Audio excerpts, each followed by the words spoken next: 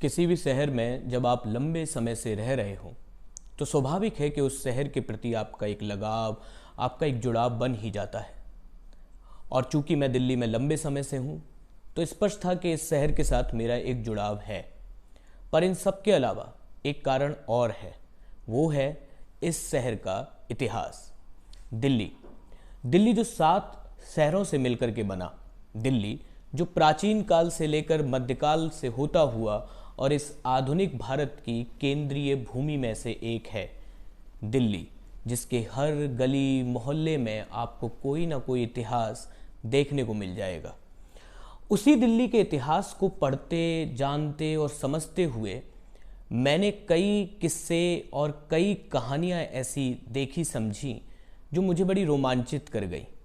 और उन्हीं में से एक किस्सा आज मैं आपके साथ साझा करना चाहता हूँ। जी हाँ, ये किस्सा है तुगलकाबाद किले का किस्सा। किस्सा ए तुगलकाबाद। बात उस समय की है जब दिल्ली में अलाउद्दीन खिलजी का शासन था और अलाउद्दीन खिलजी के बाद उसका बेटा मुबारक खिलजी यहाँ की गद्दी पर बैठा। ये समय 1320 ईस्वी से कहीं पहले का है।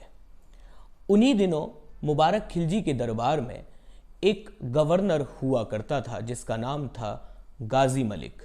गाजी मलिक एक बार दिल्ली में मुबारक खिलजी के साथ घूमते हुए एक बड़े से टीले के सामने से निकला। उसने उस टीले की तरफ देख करके गाजी मुबारक खिलजी से कहा, सुल्तान, आपको नहीं लगता कि यहाँ पर एक बहुत बढ़िया 4 दीवारी वाला किला बनाया जाना चाहिए?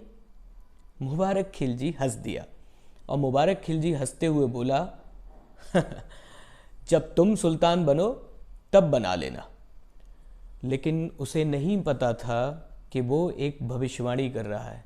और चंद साल बाद ही मुबारक खिलजी की मृत्यु के बाद उस गाजी मलिक ने दिल्ली की सत्ता को हथिया लिया और वो गाजी मलिक बन गया सुल्तान गयासुद्दीन तुगलक। जी हाँ, उसी प्रसिद्ध मोहम्मद बिन तुगलक का पिता गयासुद्दीन तुगलक।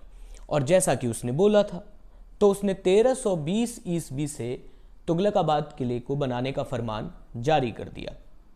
उसने एक फरमान में सीधे सीधे कह दिया कि दिल्ली का हर मजदूर अब केवल तुगलकाबाद के किले पर ही काम करेगा। और वैसा ही हो भी रहा था। लेकिन कहानी अभी खत्म नहीं होती, क्योंकि ठीक उन्हीं दिनों दिल्ली के एक दूसरे हिस्से में उस समय के सुप्रसिद्ध सूफी संत निजामुद्दीन औलिया अपनी बावली का निर्माण कर रहे थे और वो चाहते थे कि उनको भी कुछ मजदूर मिले।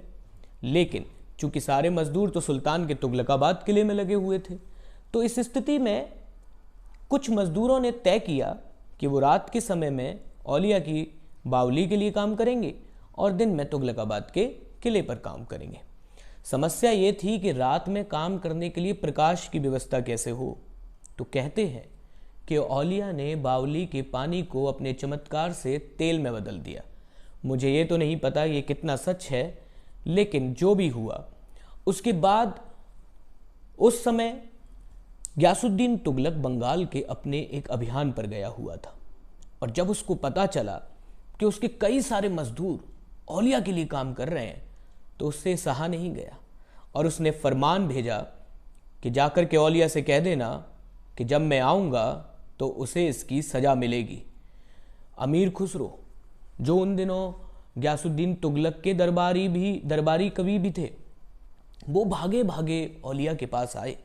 उन्होंने औलिया से दरखास्त की कि वो दिल्ली छोड़ दें, क्योंकि गयासुद्दीन तुगलक उन्हें आकर के जान से मार देगा। लेकिन तब औलिया ने कहा, हुनूज दिल्ली दूरस्त, मतलब हुजूर अभी दिल्ली बहुत दूर है। आज तक ये पंक्ति लोग इस्तेमाल करते हैं। कहने का मतलब ये था कि अभी तो बहुत दूर की बात है। और साथ ही साथ निजामुद्दीन औलिया ने जोड़ दिया कि उस तुगलकाबाद किले पर या तो गूजर बसे या तो ऊसर बसे, यानी या तो वहाँ सिर्फ गूजर बसेंगे या वहाँ सिर्फ ऊसर यानी कि बंजर जमीन रह जाएगी।